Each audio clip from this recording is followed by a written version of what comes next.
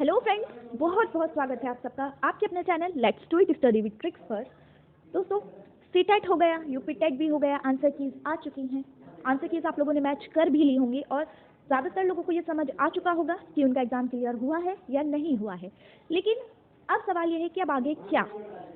अगर आप ये सोच रहे हैं कि यूपी टेट हो गया है, अब जब वैकेंसी आएगी तब पढ़ेंगे, तब का तब देखा जाएगा, तो यकीन मानिए आप पढ़ने का इरादा ही छोड़ दीजिए, क्योंकि आप उन लोगों को बीट नहीं कर पाएंगे जो एक दिन का भी रेस्ट लिए बिना अपनी तैयारी में लग चुके हैं, जो महीनों से तैयारी में लगे हैं, आप उन्हें बीट नहीं कर पाएंगे।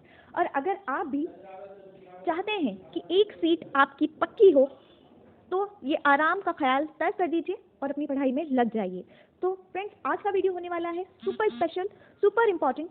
क्यों? क्योंकि आज हम देखेंगे सुपर टेट के बारे में। जी हाँ, हम जानेंगे इसका सिलेबस क्या है, एग्जाम पैटर्न क्या है, कौन सी बुक से पढ़ना है, इसका सिर्फ स्कोर क्या रहने वाला है, कट ऑफ क्या है, कोचिंग लेनी चाहिए या नहीं, वैकेंसी के बारे में जानेंगे, अदर स्टेट्स वाले अलाउड होंगे या नहीं ये देखेंगे, और प्रिपरेशन कैसे करनी है ये, और एलिजिबिलिटी के बारे में समझेंगे कि कौन एलिजिबल है या कौन नहीं है। और जो अभी बातें हो रही हैं कि यूपी टेट या सी टेट के मार्क्स भी मेरिट में जुड़ने वाले हैं, उस पर भी हम चर्चा करेंगे। तो कुल मिलाकर वीडियो बहुत बहुत इंपॉर्टेंट होने वाला है। आप बिल्कुल भी स्किप मत कीजिए, शुरू से आखिर तक सब कुछ देखिए, सब कुछ समझिए, वीडियो बहुत काम का होने वाला है। तो चलिए शुरू करते हैं।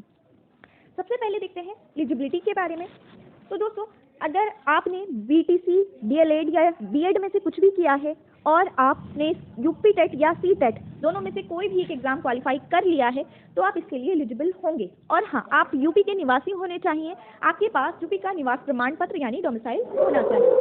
अच्छा, यहाँ पर एक पॉइंट ये समझने वाला है कि जब 68,500 वाली वैकेंसी हुई थी तो कोर्ट ने अदर स्टेट्स वालों को अलाउ किया था, लेकिन 69,000 वाली में अदर स्टेट्स वालों को अलाउ नहीं किया गया था। तो अब जब नई वैकेंसी आएगी तो उसके नोटिफिकेशन से पता चलेगा कि अदर स्टेट्स वाले इसमें अलाउड होंगे या नहीं। ठीक है, आगे बढ़ते हैं। आप देखते हैं एग्जाम पैटर्न क्या रहता है इसका। देखिए, इसमें 150 क्वेश्चन पूछे जाते हैं, 150 मार्क्स के, 2.5 घंटे का समय रहता है। यानी अगर बात करें तो 1 मिनट में एक क्वेश्चन सॉल्व करना होता है, यानी गलती की कोई गुंजाइश नहीं होती। ठीक है, आप देखते हैं कट ऑफ। तो अगर हम 69,000 वैकेंसी की बात करें तो जनरल वालों की कट ऑफ जो रही थी वो 97 रही थी और ओबीसी, एससी और एसटी वालों की 90 रही थी। लेकिन स्टोरी यही खत्म नहीं होती। ये मार्क्स केवल और केवल एग्जाम पास करने के लिए हैं। इससे आगे भी बहुत कुछ है नौकरी पाने के लिए। क्या समझते हैं?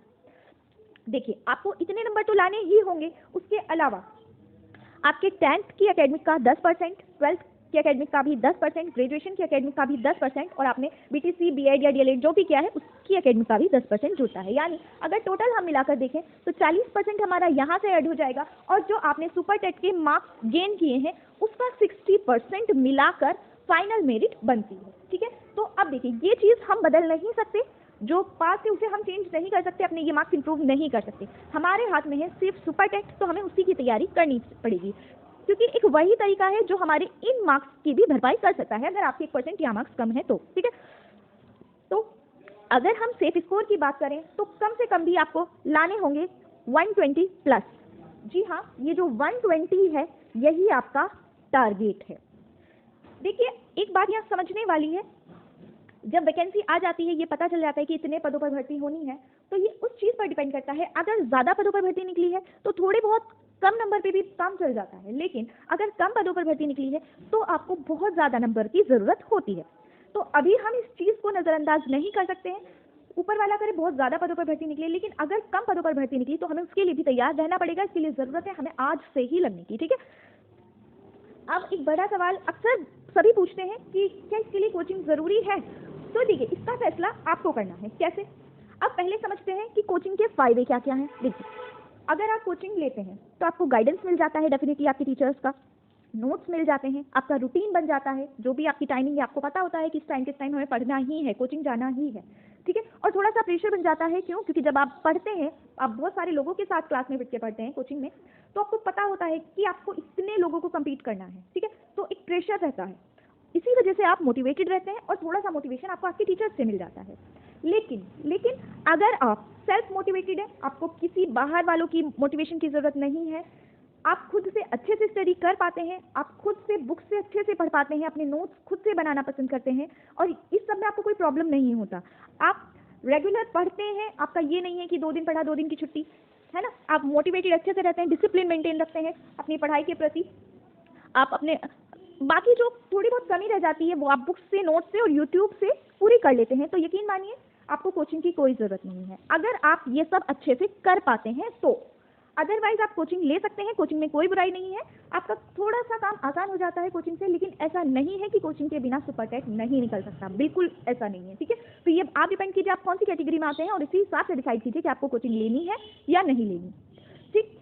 अच्छा, अभी तक बहुत सारे लोगों को मैंने देखा है वो ये चीज़ें डिस्कस कर रहे हैं कि यूपी टेट या सी टेट के मार्क्स ऐड होने वाले हैं मेरिट में, तो इस बारे में मैं आपको साफ साफ बता दूं कि अभी तक कोई भी ऑफिशियल इन्फॉर्मेशन इस बारे में नहीं है कि कोई मार्क्स ऐड होने वाले हैं या इसका वेटेज रहने वाला है, तो अभी तक के लिए तो इतना ही पता है। हाँ, ऐसा हो सकता है कि अगर नई भर्ती निकलती है और उसमें कोई रूल चेंज कर दिया जाता है तो ऐसा हो सकता है, लेकिन अभी तक ऐसा कुछ है नहीं, ठीक है। अब देखते हैं मेन चीज़ सिलेबस।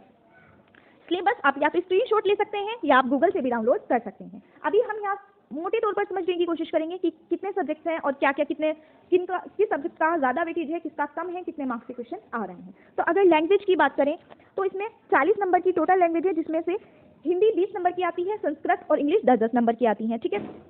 फिर साइंस 10 नंबर की आती है, मैथ्स 20 नंबर की आती है, पर्यावरण और सामाजिक अध्ययन 10 नंबर का आता है, शिक्षण कौशल 10 नंबर का आता है, बाल मनोविज्ञान 10 नंबर का आता है, और सामान्य ज्ञान यानी जीके या जीएस और करंट अफेयर्स मिलाकर 30 नंबर का आता है।